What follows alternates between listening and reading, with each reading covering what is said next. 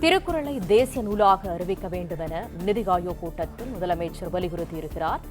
விரிவான விவரங்களோடு இணைகிறார் எமது செய்தியாளர் ராஜகுமரன். முழு விவரங்கள்.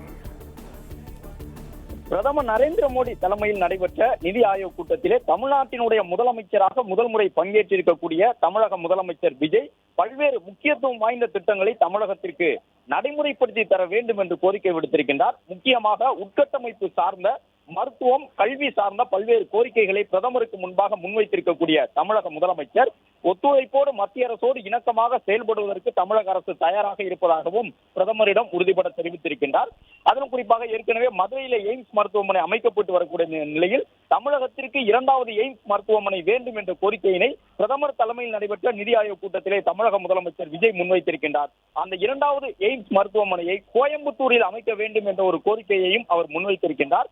அது மட்டுமல்லாமல் பல்வேறு சாலை திட்டங்களை விரிவுபடுத்தி கொடுக்க வேண்டும் என்று குறிப்பிட்டிருக்கக்கூடிய தமிழக முதலமைச்சர் கடந்த காலத்தில் மிகப்பெரிய பிரச்சனையாக இருந்த ரயில்வே திட்டங்களுக்கும் சாலைகளை விரிவுபடுத்துவதற்கும் மாநில அரசு போதுமான அளவில் நிலங்களை கையகப்படுத்தி கொடுப்பதற்கு உதவி செய்யவில்லை என்ற ஒரு குற்றச்சாட்டை மத்திய அரசு முன்வைத்துக் கொண்டிருந்த நிலையில் இன்றைக்கு சாலை விரிவாக்க பணிகளை மேற்கொள்ள வேண்டும் என்ற கோரிக்கையை முன்வைத்திருக்கக்கூடிய தமிழக முதலமைச்சர் அதற்கு தேவையான நிலங்களை கையகப்படுத்தி கொடுப்பதற்கு நாங்கள் முக்கியத்துவம் தருவோம் என்கின்ற ஒரு நம்பிக்கையினையும் மத்திய அரசுக்கு கொடுத்திருக்கின்றார். இது முக்கியத்துவம் வாய்ந்ததாக பார்க்கப்படுகின்றது.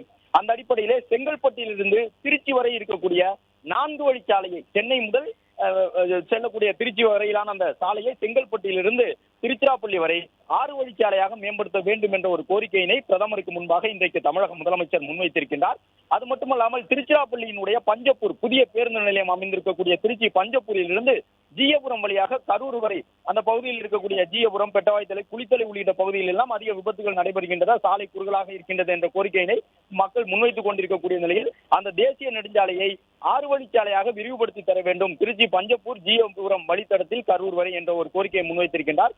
அது மட்டுமல்லாமல் கரூரில் இருந்து கோயம்புத்தூர் வரை 6 வழிச்சாலையாக அந்த சாலை மேம்படுத்தப்பட வேண்டும் என்றும் பிரதமரிடம் இன்றைக்கு நிதி ஆயோக் கூட்டத்தின் மூலமாக தமிழக முதலமைச்சர் விஜய் வலியுறுத்தி இருக்கின்றார். மேலும் மாதவரத்தில் இருந்து சோழவரம் இடையே இருக்கக்கூடிய அந்த உயர்த்தப்பட்ட வழித்தடத்தை உருவாக்கி கொடுக்க வேண்டும். மாதவரம் முதல் சோழவரம் வரை உயர்த்தப்பட்ட ஒரு வழித்தடம் தேவை என்கின்ற கோரிக்கையை முன்வைத்திருக்கக்கூடிய தமிழக முதலமைச்சர் சென்னை முதல் கன்னியாகுமரி வரை அதிவேக ரயில் வழித்தடம் தேவை என்றும் குறிப்பிட்டிருக்கின்றார். அது மட்டுமல்லாமல் ஒகேனக்கல் 3ஆம் கட்ட குடிநீர் திட்டம் தேவை என்பதையும் எடுத்து கூறியிருக்கின்றார். கிட்டத்தட்ட அந்த திட்டத்திற்காக 2283 கோடி அளவிலான உறுதியளிக்கப்பட்ட மத்திய அரசினுடைய நிதி உதவியை வழங்க வேண்டும் என்று கோரிக்கையை முன்வைத்திருக்கின்றார் தமிழக முதலமைச்சர். ஒகேனக்கல் 3ஆம் கட்ட கூட்டு குடிநீர் திட்டத்திற்கான நிதி வழங்கப்பட வேண்டும்.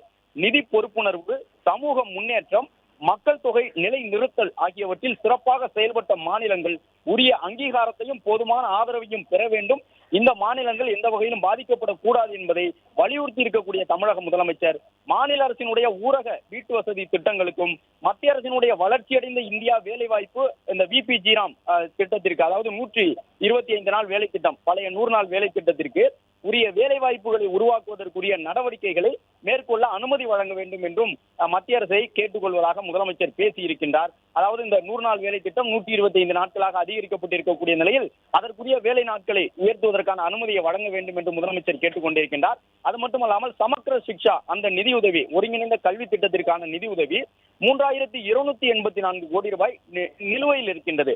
எந்த நிபந்தனைகளும் இல்லாமல் தமிழகத்திற்கு மத்திய அரசு சமக்கர சிக்ஷா அந்த நிதி உதவியான 3284 கோடி ரூபாய் நிதியை கல்விக் கொள்கையை செயல்படுத்த வேண்டும் என்றோ, அதாவது புதிய கல்விக் கொள்கையை செயல்படுத்த வேண்டும் என்றோ, மும்மொழி கொள்கையை ஏற்றுக்கொள்ள வேண்டும் என்றோ எந்த வற்புறுத்தலும் இல்லாமல் மத்திய அரசு உடனடியாக தமிழகத்திற்கு வழங்க வேண்டும் என்று வலியுறுத்தி இருக்கக்கூடிய முதலமைச்சர் நவீன இந்தியாவினுடைய மதச்சார்பற்ற விழுமியங்களுக்கு தனித்துவமாக விளங்கக்கூடிய திருக்குறளை தேசிய இலக்கியமாக அறிவிக்க வேண்டும் என்றும் ஒரு முக்கியமான கோரிக்கையை முன்வைத்திருக்கின்றார். அதாவது தமிழகத்தினுடைய வளர்ச்சி சார்ந்து, கல்வி சார்ந்து, சுகாதாரம் சார்ந்த கட்டமைப்புகளை சார்ந்து பல்வேறு கோரிக்கைகளை முன்வைத்திருக்கக்கூடிய தமிழக முதலமைச்சர் தமிழகத்தினுடைய தமிழர்களுடைய பாரம்பரிய நூலாக, ஒரு பொது உடைமை நூலாக பார்க்கப்படக்கூடிய திருக்குறள் சார்ந்தும் இலக்கியம் சார்ந்தும் ஒரு கோரிக்கையினை பிரதமருக்கு முன்பாக முன்வைத்து தன்னுடைய பேச்சை நிறைவு செய்திருக்கின்றார் என்பதை பார்க்க முடிகின்றது.